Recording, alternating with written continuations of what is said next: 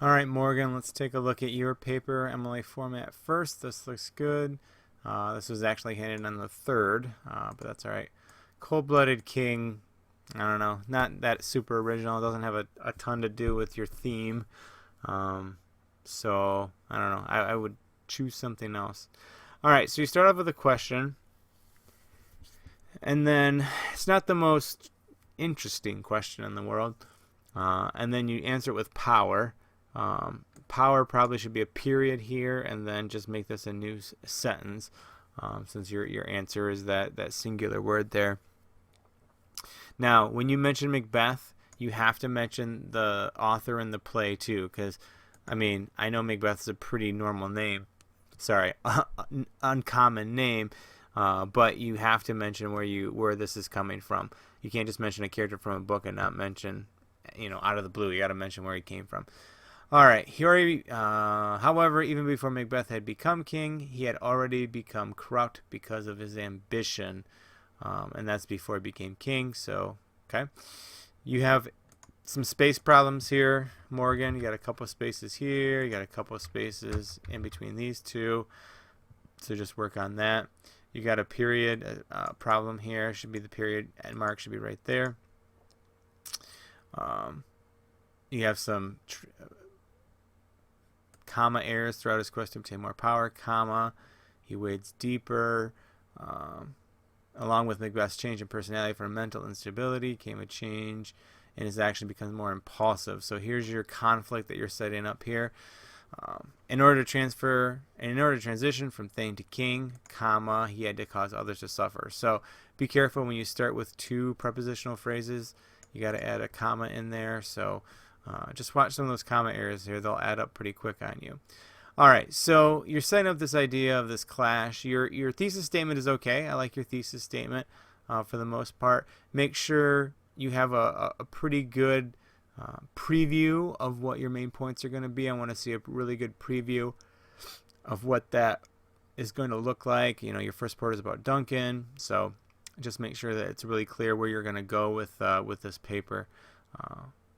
But fix those couple of things here in that opening paragraph. All right, so I'm going to backtrack a little bit. So this is about suffering, and this is even more why you need to make sure that your main points are clear. You're going to talk about how Macbeth makes other people suffer, which is fine. That was a topic. That's good, okay? You really need to make sure that you're talking about other people. You did not mention one other person by name in this introduction so far. You need to talk. I thought you were going to strictly just talk about Macbeth at this particular point, because there's no mention of anybody else in here other than you say that he makes others suffer, but that's it. And so you have to mention that. And you even threw me off because when I read this first line, I'm like, oh, he's going to talk about Duncan. But no, you're really talking about Malcolm. So that's really what threw me off in this first body paragraph, is now you're moving on to Malcolm. All right, things we need to talk about so far. Make sure like in the previous paragraph, your period goes at the end of the citation, so move those over. This is not a true embedded quote. Himself and I and me are not the same verb tense. So you'd have to say, convince himself that if chance will have him king, and him would be in brackets, why chance may crown him without his stir. So you have to change that to make a true embedded quote. Pretty much everything up to this point, I don't know. I feel like all of this is just plot at this particular point, Morgan. There's not really anything. This is kind of a little bit of you getting into analysis, but it just evolves into anger and vengeance. Now, I would say Macduff is the closer to anger and vengeance. You don't see Malcolm a whole lot like, oh, I have to get my crown back. Oh, Macbeth, you've wronged me so much. I have to get my crown back. Really, he just plays Macduff off. Like, dude, Macduff, let's go kill him. He just killed your family, man. Don't you want to go kill him now? Like, I don't know. I don't feel like Malcolm is this power-hungry, vengeful character at all. You got space issues here that you got to work on. You got punctuation errors here that you got to work on. But this is all basically plot. And this is you trying to get into it, but that's about it. The idea, I like the idea, I like the wording to ignite the fuse in Malcolm, but again, that fuse is more Macduff than Malcolm that gets lit. Because him killing Macduff's family, boom, that's that powder keg that blows Macduff up and really launches him into this war effort. But we got to get some kind of analysis in here. You're talking too much about plot and not nearly enough about the suffering that needs to go on. And again, we got to fix those little errors too. Looking ahead a little bit, now I'm even more convinced that this first paragraph should have been Duncan instead of Malcolm. I think you have a lot more to say about suffering with Duncan than you do with Malcolm. All right, I like the ignite the fuse as the flame is ignited. Malcolm, it slowly burns out, and Lady Macbeth. That's a great transition, although I'd love to have it here. The once dynamic duo gradually drifts apart as their personal demons take over. Now, how is this relating to your theme of the paper about corruption and power and ruthlessness and suffering of others? I'd really love to have a topic sentence that was stronger towards that. Again, Morgan, we got space issues here. We got too many spaces here. So you got to work on making sure that those little things are taken care of. And those little things, Morgan, when you get to college and the professor sees that, they're just going to be completely turned off by that. I mean, you got extra spaces there, extra spaces here.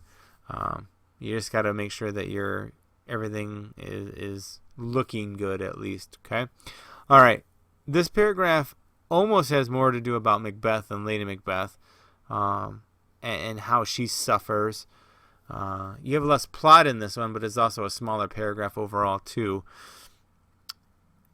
I mean, the plot that or the analysis that you're trying to put forward isn't that strong, Morgan. Through the maintenance of power, Macbeth becomes self-absorbed and preoccupied. Consequently, Lady Macbeth suffers alone.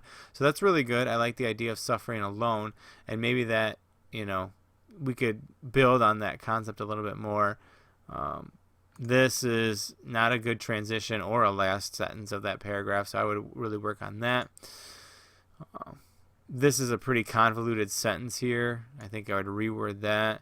And even reread this. The situation has slowly breaks down her tough exterior. Her situation, don't get rid of has, slowly breaks down her tough exterior. She had lost her power. She loses her power in the marriage as her ruthlessness transfers to Macbeth. So there we got some problems with verb tense. So make sure that you fix that as well. All right, a few things that we got to fix in that paragraph too. All right, now let's talk about Macduff. All right, here's a good word choice thing. Continuing his diabolical deeds, Macbeth becomes more impulsive and just as brutal. And there's no but here. He becomes more impulsive and brutal. So if he said less impulsive but just as brutal, that would make sense. But this needs to be and this is not a comma conjunction here. So you got to fix that. All right, so Macduff is a threat to his reign. Well, he just knows he's a traitor because he went to England, right? So that's when he attacks. Although he is told to be afraid of him by the witches. All right, Macbeth's irrationality motivates him to have Macduff's castle attack. So here we go with plot. When Macduff is informed of the aftermath of the attack, he's consumed with guilt. I like that he's taken away what was irreplaceable to him. I think that's a cool concept. He blames himself. This is a good place. This is wrong use of hyphen. This is a good place for semicolon. His sorrow slowly beginning to boil into rage, and he vows revenge. So I think that's a really good place to put a semicolon and then have that last part. At this point, Macbeth is over his head in the blood he has spilled and cannot recognize that he is going to need more than just a prophecy to protect him. Now, what does this have to do with the suffering of others? Okay, what is he ultimately learning? If I go back to the thesis statement, the suffering of others brought on by Macbeth, his deeds portrays the ruthlessness that comes with the ambition for power. That really doesn't have anything to do with your thesis statement or your analysis. I would cut that out and think of something else. His ambition for power has led him astray, and there's no way Macbeth can turn back into the thing he was before he was king. So, yes, we're getting into ambition and power and can't turn back and all that kind of stuff. But again, is this really tied into the thesis? Is this really what you're trying to get across? We just need more analysis and more, and maybe even a different way to look at this character and what they're doing. All right, conclusion. Make sure, I really like this restatement of your thesis statement though, with services with the reaping of power. I really like that, but it's supposed to be underlined, so make sure you underline it too. Then after that, make sure that you have really strong review of the main points. Summarize the things that you talked about, specifically with each of the characters and what they bring to the table. You got a comma conjunction error here. Maybe not the strongest end statement. I think you could use some work with that. This gets a period in there. And other than that, it is good. All right, Morgan, we just need to focus on our thesis and how that thesis is going to be developed. We need to have a lot more analysis everywhere and just make that part stronger. So good luck with the rewrite.